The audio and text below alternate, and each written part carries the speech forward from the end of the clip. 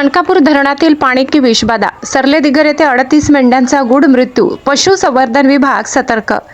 धुळे जिल्ह्यातील साक्री तालुक्यातील बाळू उत्तम काळे हे आपल्या 200 मेंढ्यांच्या कळपासह गेल्या महिन्याभरापासून कळवण तालुक्यातील सरलेदिगर परिसरात वास्तव्यास आहेत।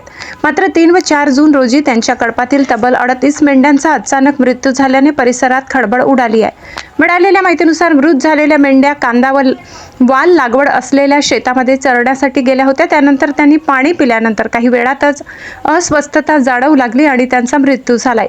घटनेची माहिती मिळताच पशुसंवर्धन विभागाने तातडीने घटनास्थळी धाव घेतली। प्राथमिक तपासणी मेंढ्यांमध्ये आढळलेली लक्षणे तसेच करण्यात आलेल्या शवविच्छेदनाच्या आधारे कांदा पिकावर फवारण्यात आलेल्या कीटकनाशकांमुळे किंवा इतर कोणत्याही विषारी औषधांच्या विषबाधेमुळे हा प्रकार घडल्याचा संशय व्यक्त करण्यात येत आहे। या संदर्भात मृत मेंढ्यांचे विविध नमुने संकलित करून पुढील तपासणीसाठी पुणे येथील रोग अन्वेषण विभागाकडे पाठवण्यात आले आहेत। अंतिम अहवाल आल्यानंतर मृत्यूचे नेमके कारण स्पष्ट होणार आहे।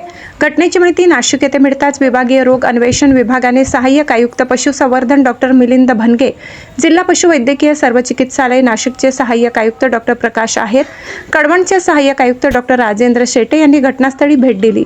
त्यांच्या मार्गदर्शनाखाली तालुक्यातील पशुधन विकास अधिकारी, पशुधन पर्यवेक्षक व परिसर यांनी तातडीने मदत कार्य सुरू केले। उर्वरित मेंढ्यांची तपासणी करून त्यांच्यावर आवश्यक औषधोपचार करण्यात आले असून पुढील काळजी घेण्याबाबत मेंढपाळांना मार्गदर्शन करण्यात आले। सध्या उर्वरित कळपावर पशुवैद्यकीय विभागाकडून बारकाईने लक्ष ठेवले जात आहे। दरम्यान मेंढ्यांनी चणकापूर धरणातील पाणी पिल्यानंतर हा प्रकार घडल्याचा दावा काही स्थानिक नागरिकांकडून करण्यात येत असून धरणाच्या पाण्यात विषारी औषधांचा अंश मिसळला गेला असावा अशी शक्यता व्यक्त केली जात आहे। मात्र याबाबत अद्याप कोणतीही अधिकृत पुष्टी झालेली नसून तपास अहवालानंतरच वस्तुस्थिती समोर येणार आहे। या घटनेनंतर कळवण तहसील कार्यालय व सरलेदिगर ग्रामपंचायत यांच्या वतीने संयुक्त पंचनामा करण्यात आलाय। मोठ्या प्रमाणावर झालेल्या पशुहानीमुळे मेंढपाळ बाळू काळे यांचे मोठे आर्थिक नुकसान झाले असून शासनाने तातडीने मदत द्यावी अशी मागणी स्थानिकांकडून करण्यात येत आहे।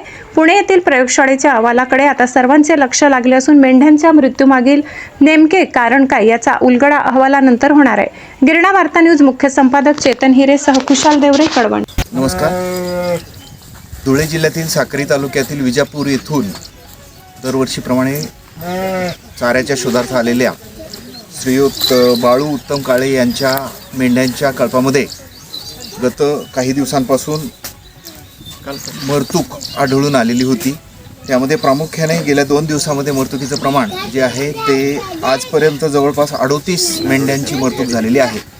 या दृष्टिकोनातून पशुवैद्यकीय पथकाने या ठिकाणी आलं आणि इन्व्हेस्टिगेशन केली आणि त्यानंतर असं आढळून आलं की या मेंढ्यांच्या खाण्यामध्ये कांदा आणि वाल हे खाण्यात आलेले होते आणि त्या ठिकाणी बहुतेक वेळा फवारणी केलेली असते। त्यामुळं त्या अनुषंगाने उपचारांची दिशा पण निश्चित करून उपचार सुरू करण्यात आलेले आहेत। पशुवैद्यकीय पथकामध्ये स्थानिक स्तरावर सहाय्यक आयुक्त डॉक्टर शेटे साहेब, तसंच आता नाशिक येथून उपलब्ध झालेले जिल्हा पशु सर्व चिकित्सालयाचे डॉक्टर आहेर साहेब, रोग अन्वेषण प्रयोगशाळेचे मी स्वतः डॉक्टर भणगे आणि स्थानिक स्तरावर कार्यरत असलेल्या पशुधन विकास अधिकारी यांनी देखील पशुधनाचा उपचार निरंतर पद्धतीने ठेवलेला आहे।